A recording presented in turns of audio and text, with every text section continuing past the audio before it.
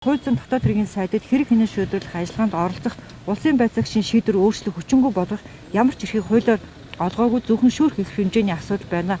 Гэтэл энэ хоёр нь албан тушаалын байдлаа уруулан ашигласан өөр тодорхойдоогүй албан тушаалын бүрэн эрхийг хэрэгжүүлж албан даалгавартаа өөрийн гаргасан тушаалаар байгуулсан ажийн эсхийн шалгалтаар илэрсэн зөрчил гэж үзэн ажлын хариуцлага сахилах төр журам чангадах зорилгоор ийм албан даалгавар гаргаснаар Хятадын хөрөнгө оруулалт компанид ил даваа байдал олгосон шийдвэр болсон.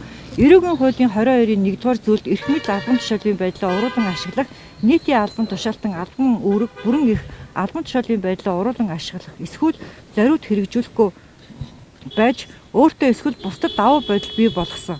22-ийн 11-р зүйлийн 1-р хэсэгт нийтийн албан тушаалтан өөрт олгодоогүй албан тушаалын бүрэн эрхийг бусдын нэрийн өмнөөс хэрэгжүүлэн ашигласан бол гэж тус заасан байдаг. Иймд улсын хурлын гишүүн хууль зүйн дотоод хэргийн сайд асан энэ хоёрын гэмт хэргийн шинжтэй үйлдэл шалган тогтоож хууль заасан хариуцлага хөлөөл гэж өгнө. Ингээд гомдол гаргасан эрс харуулт төгсгөөд ийм одоо авилгатай төвч газарт миний би ингээд гаргаж байгаа. За энэ бол ингээд албан даалгаврыг бол би өнөөдөр авилгатай төвч газарт өөрийн гаргасан гомдлынхаа хамт өгж байгаа.